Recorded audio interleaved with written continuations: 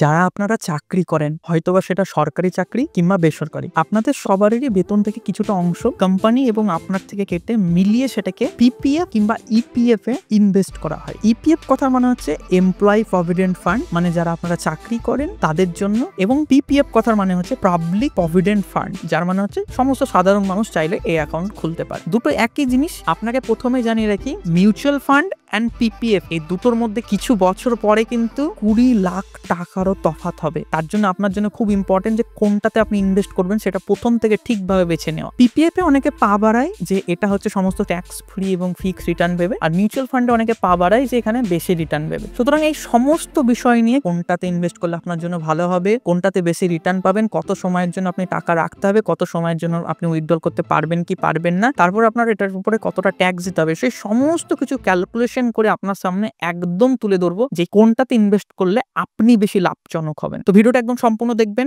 আর আমাদের চ্যানেলে আরো অনেক ভিডিও বানানো আছে, সেগুলো দিয়ে দেখতে পারেন। অনেক ভালো ভালো টপিকে ভিডিও বানানো আছে এবং আমি চেষ্টা করছি আরো ভালো ভালো টপিকে আপনাদের জন্য ভিডিও নিয়ে আসার। তো চ্যানেলটি সাবস্ক্রাইব করবেন এবং তার সাথে চ্যানেলে গিয়ে অনেক ভিডিও আছে সেগুলো দেখবেন। তো চলুন ভিডিওটি শুরু করা যাক।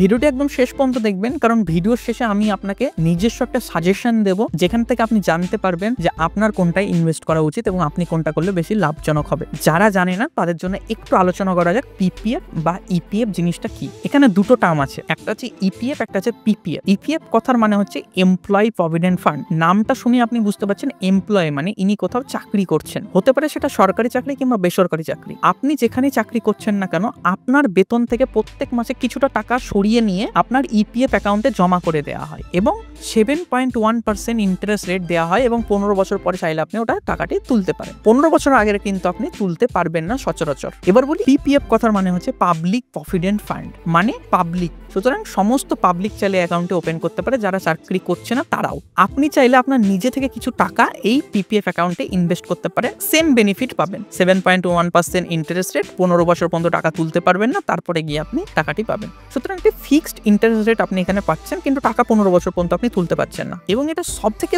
বড় বেনিফিট ইপিএফ বা পিপিএফ এইসব জিনিসগুলোর হচ্ছে এটি ট্যাক্স ফ্রি। যখন আপনি 15 বছর পরে টাকাটি তুলবেন, কোনো রকম ট্যাক্স দিতে হবে না। এর জন্য মানুষজন বেশিরভাগ করে থাকে। কিন্তু আসলেও কি এতটা ভালো জিনিস? আসলেও কি 15 বছরের জন্য আপনার পিপিএফ বা ইপিএফ ইনভেস্ট করা উচিত? 15 বছর পরে কি আপনার কোনো রকম ক্ষতি হয়ে যেতে পারে? ভিডিওটি দেখতে থাকুন, অবশ্যই আপনি জানতে পারবেন। তো এটা গেল পিপিএফ বা ইপিএফ এর ব্যাপার। এবার আসি মিউচুয়াল ফান্ডের ব্যাপার। দেখুন, মিউচুয়াল ফান্ডে সাধারণত এই 12 থেকে 16% মধ্যে রিটার্ন পাওয়া যায়। সেখানে লার্জ ক্যাপ, মিড ক্যাপ কিংবা স্মল ক্যাপ। কিন্তু এই রিটার্নটি মার্কেট বেস। সুতরাং মার্কেট যদি আপ থাকে আপনার রিটার্ন অনেক ভালো পাবেন, যদি ডাউন থাকে রিটার্ন একটু কম পাবেন। এরকম একটা জিনিস এখানে জড়িয়ে থাকে, যেহেতু এটা মার্কেট লিঙ্কড প্রোডাক্ট। কিন্তু এখানে লিকুইডিটি বেশি, কারণ আপনাকে কোনো রকম লক ইন পিরিয়ড নেই যে 15 বছর টাকা রাখতে হবে তারপরে আপনি তুলতে পারবেন, তার আগে আপনি তুলতে পারবেন, এরকম ধরনের কোনো বিষয় নেই। আপনি চাইলে আজ ইনভেস্ট করে কালকে আপনি উইথড্রল করতে পারেন, এখানে এরকম কোনো ব্যাপার নেই। সুতরাং লিকুইডিটি অবশ্যই পিপিএফ বা ইপিএফ এর থেকে অনেক বেশি। যেহেতু এটা মার্কেট লিঙ্ক প্রোডাক্ট, সুতরাং রিস্কও একটু বেশি, কিন্তু এখানে ওয়েলথ ক্রিয়েশন সব থেকে বেশি ভালো হয়। সুতরাং 12% কিংবা 13% আপনি রিটার্ন পাচ্ছেন। এখানে আপনার একটি বড় সড়ো অ্যামাউন্ট বা ওয়েলথ ক্রিয়েশন আপনি এখানে ভালো করতে পারবেন। আপনাকে একটা খুব প্র্যাকটিক্যাল কথা বলি। ধরুন আপনি একটি দোকানে গেলেন, সেই দোকানে কোনো একটা জিনিস কিনলেন যেটির দাম হচ্ছে 100 টাকা। 2025 সালে সেটির দাম 100 টাকা। 2026 সালে যখন আপনি ওই জিনিসটি কিনতে যাবেন, সেটির দাম আপনার লাগবে 160 টাকা। যদি আজকে কোনো জায়গায় 100 টাকা ইনভেস্ট করছেন, সামনে বছর গিয়ে আপনার ওই টাকাটা যদি 160 টাকা হচ্ছে, তার মানে আপনার জিনিসের যত দাম বাড়ছে আপনার টাকা ঠিক ওইভাবে রিটার্ন দিচ্ছে। সুতরাং আপনার টাকা কখনোই দামের বাইরে বেরোতে পারছে না। ইনফ্লেশন জিনিসটা বুঝুন, প্রতিটা জিনিসের প্রতিটা বছর দাম বাড়ে। সেটি আমাদের দেশের হার হচ্ছে 6 থেকে 7%, যেটা সরকার বলে। কিছু কিছু জিনিসে তো তার থেকেও বেশি। তো কোনো জায়গায় ইনভেস্ট আপনি করছেন, সেখানে 8% কমে আপনি যদি রিটার্ন পাচ্ছেন, তার মানে বুঝবেন এটাতে আপনার টাকাটা তো সেফ থাকছে, কিন্তু আপনার ভবিষ্যৎ কোনোদিনও সেফ থাকছে না। কেননা জিনিসের মূল্য বৃদ্ধির হার হচ্ছে 7%। আপনার টাকাও যদি আপনাকে রিটার্ন দেয় 7%, তাহলে ওই টাকাটা কিভাবে আপনার লাভজনক হচ্ছে? বুঝতে পারছেন জিনিসটা? এই জন্য বলছি, এইখানে মিউচুয়াল ফান্ড এবং পিপিএফ এর মধ্যে বড় একটা তফাৎ, সেটা হচ্ছে রিটার্নে। 8% কমে পাওয়া সমস্ত ধরনের রিটার্ন আপনি যেখানে ইনভেস্টমেন্ট করুন না কেন, সমস্ত কিছুকে এইভাবে ইনফ্লেশন নষ্ট করে ফেলবে।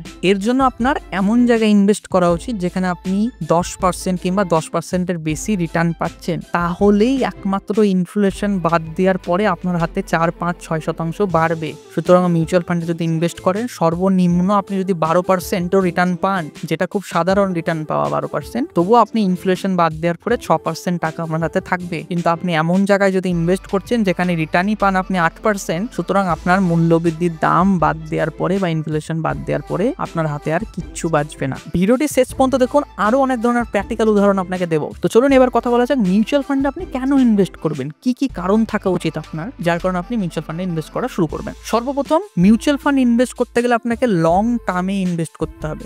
যেরকম পিপিএফ এ আপনারা দেখছিলেন 15 বছর টাকা ওখান থেকে বের করতে পারবেন না, আমিও মনে করি মিউচুয়াল ফান্ডে ইনভেস্ট করুন এইরকম চিন্তা ভাবনা নিয়ে যে 15 বছরের কমে তো আমি টাকা কোনোভাবেই উইথড্রল করব না। আর যত সময় যাবে কিংবা যত সময় আপনি দেবেন মিউচুয়াল ফান্ডের উপরে আপনার রিস্ক তত কমে যাবে। সুতরাং আপনি 2-3 বছরে ইনভেস্ট করছেন, মার্কেট ওঠানামা করছে দেখতে পাচ্ছেন, তো আপনি 10 বছর ইনভেস্ট করতে থাকুন, তখন আপনার টাকা আর নামবে না। তো মিউচুয়াল ফান্ডে 7-8 বছর, 10 বছর, 12 বছর যখন আপনি ইনভেস্ট করতে থাকবেন আপনার মার্কেটের মতন ওঠানামা আপনার পোর্টফোলিও আর করবে না।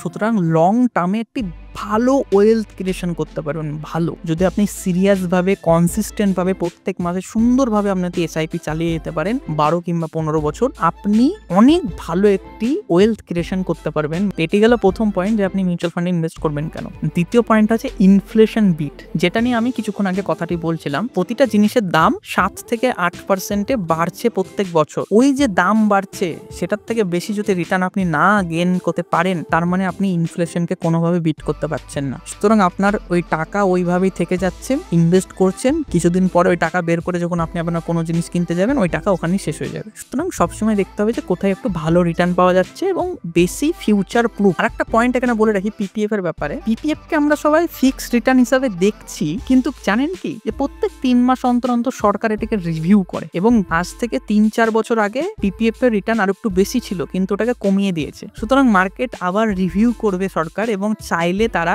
ধীরে ধীরে পিপিএফ এর রিটার্ন আরো কমিয়ে দিতে পারে। তো বুঝতে পারছেন, আপনি ভাবছেন এটা ফিক্সড রিটার্ন, কিন্তু আসলে এটা ফিক্সড রিটার্ন না। 8.8% রিটার্ন ছিল গত 3 বছর আগে, কিন্তু আজকে ওটা দাঁড়িয়েছে 7.1%। বুঝতে পারছেন, এইভাবে আগামীতে সরকার যদি ভাবে যে 5% করে দেবো তো আপনার কোনো কিছু করার থাকবে না। কিন্তু মিউচুয়াল ফান্ডের মধ্যে এটা না। আপনি মিউচুয়াল ফান্ডে ইনভেস্ট করবেন, মার্কেট যেভাবে উপরে যাবে লং টার্মে আপনি একটা ভালো ওয়েলথ ক্রিয়েশন করতে পারবেন। বোঝা যাচ্ছে? ক্লিয়ার? কথা কি ক্লিয়ার না ভেজাল আছে?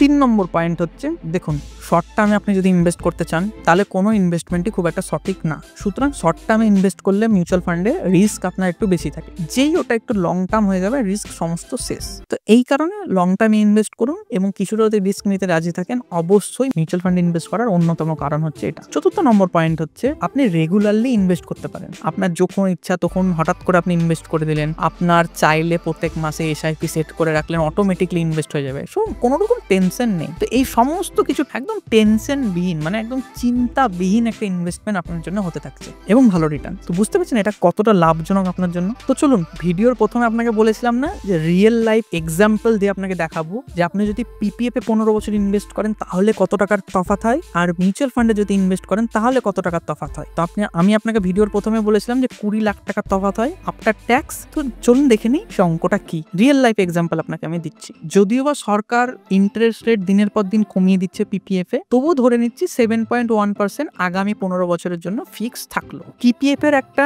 নিয়ম আছে যে প্রত্যেক বছর আপনি 1.5 লক্ষ টাকায় ইনভেস্ট করতে পারবেন, তার বেশি কিন্তু আপনি ইনভেস্ট করতে পারবেন না। যে কোনো ক্ষেত্রে আপনি 1.5 লক্ষ টাকার বেশি ইনভেস্ট করতে পারবেন না এক বছরে। তো ধরে নিচ্ছি আপনি প্রত্যেক বছর 1.5 লক্ষ টাকা করেই ইনভেস্ট করছেন, ঠিক আছে? 15 বছরের জন্য করছেন, কারণ 15 বছরের আগে আপনি টাকা উইথড্রল করতে পারবেন না। তো 15 বছর ইনভেস্ট করার পরে পিপিএফ এ 7.1% ইন্টারেস্ট রেটে আপনি রিটার্ন পাবেন প্রায় 40,68,000 টাকা। এবার দেখে নিই মিউচুয়াল ফান্ডে আপনি কত পাবেন। মিউচুয়াল ফান্ডে আমি ধরে নিলাম আপনি যেহেতু আপনি লং টার্মের জন্য ইনভেস্ট করছেন, সুতরাং মিড ক্যাপ স্মল ক্যাপ একটু বেশি, লার্জ ক্যাপ একটু কম নিয়ে ইনভেস্ট করলেন, সুতরাং 14% আরাম করে আপনি এখানে রিটার্নটি ধরতে পারেন। তো আমরা 14% ধরলাম। তো যেহেতু আমি ধরে নিলাম যে এখানেও আমি 1.5 লাখ করে ইনভেস্ট করছি প্রত্যেক বছর মিউচুয়াল ফান্ডেও, এবং 15 বছরের জন্য করছি, এবং আমার ইন্টারেস্ট রেট এখানে হচ্ছে 14%। টোটাল রিটার্ন পাবো 15 বছর পরে 63,40,000 টাকা। তো আপনি বুঝতে পারছেন কোথায় 40 লক্ষ টাকা আর কোথায় 63 লক্ষ টাকা। ইতিমধ্যেই কিন্তু 23 লক্ষ টাকার তফাৎ হয়ে গিয়েছে। এবারে মেনে নিলাম যে আপনাকে পিপিএফ এ কোনো রকম ট্যাক্স দিতে হবে না, ঠিক আছে। আপনি যে 40 লক্ষ টাকাটা পেলেন আপনার হাতে, কোনো রকম ট্যাক্স নেই, আপনি নিয়ে গিয়ে ব্যবহার করতে শুরু করে দেন। এবার ধরে নিলাম মিউচুয়াল ফান্ডে আপনাকে ট্যাক্স দিতে হবে, যেহেতু আপনি লং টার্ম ইনভেস্ট করছেন, long term capital gain tax আপনাকে দিতে হবে, যেটার পার্সেন্টেজ হচ্ছে 12.5%। এবার একটু হিসাবটা করে নিই। লং টার্ম ক্যাপিটাল গেইন ট্যাক্সে প্রথম 1 লক্ষ টাকায় ছাড়, মানে আমি 63,40,000 টাকা এখানে আমরা রিটার্ন পেয়েছিলাম মিউচুয়াল ফান্ড থেকে, আর আমরা ইনভেস্ট করেছিলাম এখানে 22,50,000 টাকা। প্রত্যেক বছর 1.5 লক্ষ টাকা করে ইনভেস্ট করলে 15 বছর আমাদের ইনভেস্টমেন্ট হয় 22,50,000 টাকা। তো আমরা মিউচুয়াল ফান্ড থেকে রিটার্ন পেয়েছিলাম 63,40,000 টাকা। সুতরাং আমাদের 40,09,000 টাকা বেড়েছে, মানে গেইন হয়েছে। তো এই গেইনটার উপরে দিতে হবে ট্যাক্স, যেটা আপনি ইনভেস্ট করেছে সেটার উপরে না। সুতরাং এই 40 লক্ষ টাকার উপরে আমি প্রথমে 1 লক্ষ টাকা বাদ দিচ্ছি, কারণ যে কোনো সময়ে লং টার্ম ক্যাপিটাল গেইন ট্যাক্সে 1 লক্ষ টাকা প্রথমে ছাড় প্রত্যেক ফাইন্যান্সিয়াল ইয়ারে, তারপরে 1 লক্ষ টাকার পরে যেটা বাড়ে সেটাতে আপনাকে ট্যাক্স দিতে হয়। সুতরাং 40 থেকে প্রথমেই আমি আপনাকে এখানে 39 লাখ টাকা ধরে নিচ্ছি। ডিসপ্লেতে আপনি হিসাবটি দেখতে পাচ্ছেন প্রপার। 39,65,000 টাকার উপরে আমরা এখানে ট্যাক্স দিচ্ছি 12.5%, যেটি ট্যাক্সটি দাঁড়াচ্ছে 4,95,625 টাকা, প্রায় ধরে নিলাম 5 লক্ষ টাকা। সুতরাং এবার আপনি দেখুন এখানে আমরা রিটার্ন পেয়েছিলাম 63,40,000 টাকা, সেখান থেকে আমরা যদি 5 লক্ষ টাকা বাদও দিয়ে দিই তবুও আমাদের কাছে প্রায় 58,40,000 টাকা বেঁচে যাচ্ছে। এবার বুঝতে পারছেন পিপিএফ এ ইনভেস্ট করে 15 বছর পরে আপনি পেলেন 40 লাখ টাকা, আর মিউচুয়াল ফান্ডে ইনভেস্ট করে আপনি পেলেন আফটার ট্যাক্স দেওয়ার পরে। পিপিএফ এ ইনভেস্ট করার যেহেতু একটা বড় কারণ ট্যাক্স ফ্রি, তো ট্যাক্স দেওয়ার পরেও 58 লক্ষ টাকা আপনার হাতে থাকলো। সুতরাং এখানে 18 লাখ টাকার তফাৎ। বুঝতে পারছেন কেন এই জিনিসটা বেটার, কেন এই জিনিসটা ভালো? তাহলে ট্যাক্স দেওয়ার পরেও 18 লক্ষ টাকা আপনি বেশি পাচ্ছেন পিপিএফ এর থেকে মিউচুয়াল ফান্ড। এবার আপনার সিদ্ধান্ত যে আপনি এই মিউচুয়াল ফান্ডে ইনভেস্ট করবেন নাকি পিপিএফ এ। যেহেতু আমি আপনাকে বলেছিলাম ভিডিওর শেষে আমি আমার একটি সাজেশন দেবো আপনাকে, বা আমি একটি প্ল্যান বলবো, তো চলুন সে প্ল্যানটি শুনে নেওয়া যাক। দেখুন, যারা আপনারা চাকরি করছেন, আপনাদের বেতন থেকে যে টাকাটি কেটে নিয়ে পিপিএফ ইনভেস্ট হচ্ছে সেটা আপনি আটকাতে পারবেন না, এটাই হচ্ছে আমাদের দেশের নিয়ম। তো আপনি ওটা কেটে যেতে দেন এবং আপনার জন্য ইনভেস্ট হয়ে যাচ্ছে, সেটা আপনার জন্য থেকে যাচ্ছে। যেহেতু আপনার এখানে কিছু করার নেই, সেহেতু আপনার এখানে কিছু করার দরকারও নেই। কিন্তু বেশিরভাগ মানুষ কি করে, যে বেতন থেকে টাকাটা কাটা হলো তারপরেও তারা নিজে থেকে কিছু টাকা ইনভেস্ট করে, যে বেতন থেকে কেটেছে কিছু সংখ্যক টাকা, আমিও নিজে থেকে কিছু সংখ্যক টাকা দিয়ে ইনভেস্ট করে দিই, 15 বছর পরে যখন পাবো তখন একটু বেশি পাবো। তো এই জিনিসটা না করে আপনি মিউচুয়াল ফান্ডে ইনভেস্টমেন্ট করতে পারেন। যেটা কেটে নিচ্ছে সেটা কেটে নিতে দেন, বাদ বাকি যেটা বেঁচে থাকছে সেইটা আপনি মিউচুয়াল ফান্ডে ইনভেস্ট করুন, সেটা আর পিপিএফ এ দিয়েন না। কারণ আমি আপনাকে এখানে টোটাল অঙ্ক বুঝিয়ে ট্যাক্স লাগিয়ে সেখানে কি কি হবে প্রপার 15 বছরে আমি টোটাল আপনাকে হিসাব আপনার সামনে বলে দিয়েছি। এবং পিপিএফ এর রিটার্নটা না কোনো ফিক্সড না, প্রত্যেক 1-1.5 বছর অন্তর অন্তর সরকার এটা রিটার্ন ধীরে ধীরে কমাচ্ছে। সুতরাং আজকে দাঁড়িয়ে 7.1% রিটার্ন হতে পারে, আগামী 3 বছরে গিয়ে ওটা 5% নেমে গেল। সুতরাং আপনি যে টাকাগুলো ইনভেস্ট করছেন 15 বছরের জন্য ওটা কম রিটার্নেই আটকে যাবে। সুতরাং যতটা কেটে নিচ্ছে কেটে যেতে দেন, বাকিটা আপনি নিজে থেকে মিউচুয়াল ফান্ডে ইনভেস্ট করুন। আর অনেকে হয়তো ভাবছেন এটা সরকার চালায়, সরকার ব্যাক, সুতরাং এটা অনেক সেফ, এটাতে কোনো রকম ট্যাক্স দিতে হয় না। তো এই সমস্ত কিছু ভাবলেও আপনি একটা জিনিস অবশ্যই ভাববেন, সরকার যদি আমাদেরকে নিয়ে এতই ভাবতো তাহলে কি আমাদের অবস্থা আজ এরকম হতো? যেহেতু আমি আপনাকে একটা উদাহরণ দিলাম না ইনফ্লেশনের, সরকারও এটা কিন্তু জানে। আর আপনি কিন্তু কখনোই ভাববেন না যে সরকার একটা কিছু উইদাউট প্ল্যান বানিয়েছে আপনার জন্য, এটা বানিয়েছে ওই ইনফ্লেশনটাকে ধরে রাখার জন্য। এটা একটা ইকোনমিক্যাল গেম, যে আপনার টাকাটাও যত পার্সেন্টে বাড়বে যত পার্সেন্টে জিনিসপত্রের দামও বাড়বে। সুতরাং আপনি কোনো কারণে কিন্তু বেশি রিটার্ন পাবেন না এবং আপনি কোনো কারণে কিন্তু বড়লোক হতে পারবেন না। বোঝা যাচ্ছে জিনিসগুলো? দেখুন একদম সেম একটা ছক কষে কিন্তু আপনাকে বানানো সরকারের এগুলো। সুতরাং আপনি কখনোই ভাববেন না যে এটাতে ভালো ওটা ভালো, এটা সরকার করছে ওটা ভালো। যেখানে আপনার ভালো, আপনার জ্ঞান বুদ্ধি অনুযায়ী মনে হচ্ছে ভালো, আপনার লাভ বেশি, সেইখানেই আপনি যাবেন। ইকোনমিকে কন্ট্রোল করার জন্য এই ধরনের জিনিসপত্র বানিয়ে রাখা হয়, যাতে যেন টাকাটা ওইখানেই আটকে যায় এবং ইকোনমিতে সার্কুলেট না হতে পারে, এবং যার কারণে লং টার্মে টাকাটি যখন হোল্ড হয়ে যায় সেই কারণে ইকোনমিটা যেন কন্ট্রোলে থাকে। আপনি একটা কথা ভেবে দেখুন তো, 7.1% ইন্টারেস্ট রেট পাচ্ছেন, সেখানে আপনার কাছ থেকে কোনো রকম ট্যাক্স নিচ্ছে না। কিন্তু যেই আপনি 12%, 13% কিংবা 14% ইন্টারেস্ট রেট কামাচ্ছেন অন্য জায়গা থেকে, সেখানে কিন্তু সরকার ট্যাক্স নিতে লাগছে। বোঝা যাচ্ছে ওই জায়গাটা কেন ফ্রি করেছে সরকার আর এই জায়গাটা কেন ফ্রি করেনি? তো ধীরে ধীরে বুঝতে পারবেন ইনভেস্টমেন্ট করতে থাকুন, ধীরে ধীরে সমস্ত কিছু বুঝতে পারবেন। চোখ কান খোলা রাখুন। তো ভিডিওটা কেমন লাগলো অবশ্যই জানাবেন। এগুলো খুব গভীর একটা গেম, যেগুলোতে বেশিরভাগ মানুষ অনেক আগে থেকে পা দিয়ে আছে, পা দিয়ে থাকবেও হয়তো বা ভবিষ্যতে কিছু। তো যতটুকু পারা যায় ভিডিওর মাধ্যমে আপনাকে বোঝানোর চেষ্টা করলাম যে কোনটা আপনার করা উচিত। এবার সিদ্ধান্তটা আপনার যে আপনি কোনটা করবেন। তো ভিডিওটা কেমন লাগলো অবশ্যই জানাবেন। ভিডিও থেকে যদি কিছু শিখে থাকতে পারেন তাহলে অবশ্যই লাইক করবেন। আপনার যদি কোনো রকম প্রশ্ন থাকে কিংবা কনফিউশন থাকে সেটা কমেন্ট করে যাবেন, এবং ভিডিওটি আপনার পরিচিত মানুষদের অবশ্যই শেয়ার করবেন। কারণ আপনি কি চান না যে সবাই একসাথে বড় লোক হোক? ভালো যদি হয় সবার একসাথে হোক। শুধুমাত্র নিজে নিজে ভিডিওটি দেখে নিজে নিজে ইনভেস্ট করে কি লাভজনক হবেন? সবাই হোক, সবার ভালো হোক, এইটাই উদ্দেশ্য আমার চ্যানেলেরও। সবাই একসাথে মিউচুয়াল ফান্ডে বা কোনো জায়গায় ইনভেস্ট করে সবাই একসাথে ভালো রিটার্ন এবং একটা ভালো ওয়েলথ ক্রিয়েট যেন আমরা করতে পারি। সুতরাং চলুন পরের ভিডিওতে আবার দেখা হবে আপনার সাথে। আর আমার চ্যানেলে অনেক ধরনের ভালো ভালো ভিডিও আছে, আপনার চ্যানেলে দেখতে পারেন কিন্তু। তো টাটা।